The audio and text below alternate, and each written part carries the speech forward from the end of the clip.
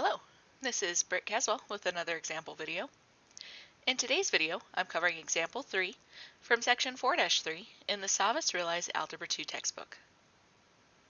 The goal of this video is to multiply rational expressions. So what I want us to do is I want us to actually go back to like elementary school and talk about multiplying fractions. So I'm just kind of picking some fractions nilly-willy here. Also trying to see why my pen tool won't write. There we go. So if I'm multiplying 2/3 by like, I don't know, 3/4. So if I'm multiplying here, normally we would multiply across the fractions, right? And I would get like 6/12. And then I could reduce it. Now one of the tricks to kind of pre-reduce, I should say, right? Because 6/12 could be kind of a pain. The numbers get a little gangly.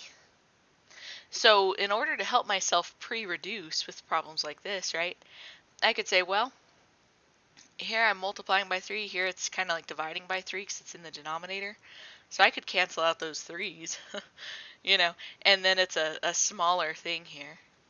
So if I just canceled out the 3's, right, I would have 2/4 when I multiply across, and I could still reduce it.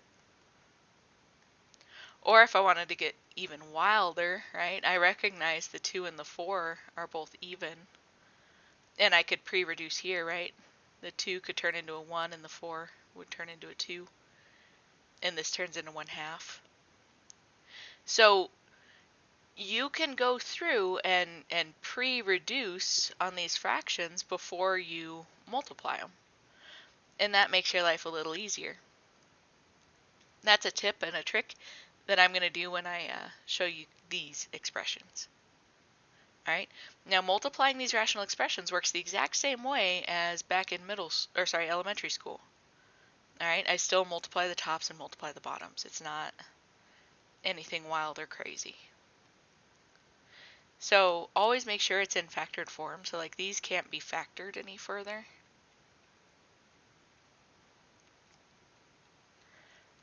So here we are. I rewrote the expressions so that I could start matching stuff. Now understand, in order to cancel things out, there has to be a term in the numerator and a term in the denominator. So like I could not cancel these x's with each other because they're both in the numerator. But I can cancel these y's because one's in the numerator and one's in the denominator. And it could be the numerator and denominator of the same fraction, or it could be across fractions like this. Now I also recognize that 2 and 4 could be reduced, right? So if I divide both of these by 2, the 2 turns into a 1 and the 4 turns into a 2. So if I look at what's left, I have x's in the top, I have a 3 in the top, I have z's in the bottom and a 2 in the bottom, and none of those cancel with each other. So this expression, right, we start with our coefficient, so I have a 3, and then there's 1, 2, 3 x's, so I have x cubed. Down here in the bottom, I have a 2, so that's going to be my coefficient, and then I have 2 z's, so this is 2z squared. So here is the product. Now notice it's not asking me about the restricted domain here. Just like in the other stuff, you would restrict your domain before cutting stuff out. Alright, so now here at the bottom, I'm going to do the same thing, but I need to start by factoring stuff. Alright, I need a bunch of linear expressions if possible. So this first fraction's already factored. Our second fraction, right, this one can be broken up. So I have an x and an x. My first plus falls down. And to get a -6, I need opposite signs. And what multiplies to make 6, that subtracts to make 1, that's 3 and 2. And then down here, That's one of those perfect square trinomials, although I could just factor it like normal, right? I could drop down my plus. To get a positive 1, my signs have to match. And what multiplies to make 1, that adds to make 2. That's 1 and 1. Alright, now my third fraction. Both of these terms have x's, so I'm going to factor out an x, leaving me with x plus 1 up here. And down here, it might not seem like you need to factor because you already have it linear, but 5 and 10 are common terms there, right? I could factor out a 5 from there. And when I do that, do you see how it created an x minus 2, which would match here? So you always want to look, even if you have a linear term, see if there's some kind of GCF you could pull out with the coefficients. Alrighty, so now I'm going to play my game of Go Fish. So I have an x plus 3 and an x plus 3. The x minus 2's I was mentioning. There's an x plus 1 that matches. And I see a 5. So let's kind of look at what's left. So here in the numerator, I have an x and an x. So I'm left with x squared up top. And down below, I just have x plus 1. So there's our simplified form. It's a lot cleaner, isn't it? Now the restrictions on the domain, there's a lot of restrictions on that domain. They're not asking about it, but we have a lot, right? We would have a -3, a -1, and a +2 for our domain restrictions. Alright, so let's go ahead, try another one. So again, we start by just factoring our stuff all out. So here the x squared minus 16 is a difference of squares.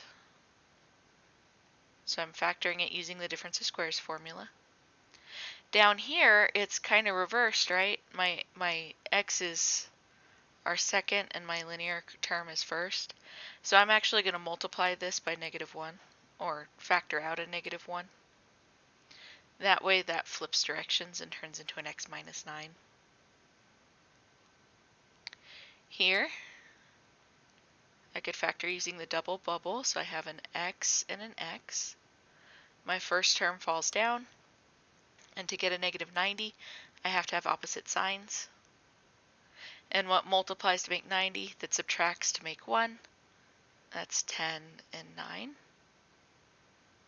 And then down here, I know I'm going to have an x and a plus and a plus. And what makes 40 that adds to make 14? That's 10 and 4. So there we are fully factored out. And so now we're going to find our matching terms and cancel stuff out. So I see the x plus 4's. I see the x minus 9's. Now keep your eye out for that -1. That still exists there, okay? That still matters. I have x minus 10's. I'm sorry, x plus 10's. And I think that's it. So what's left is x minus 4 over -1. Now, here we do need to actually divide out the -1.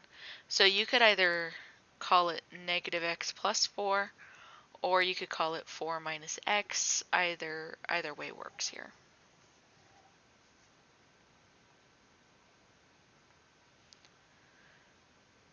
Alright, so now our last one here.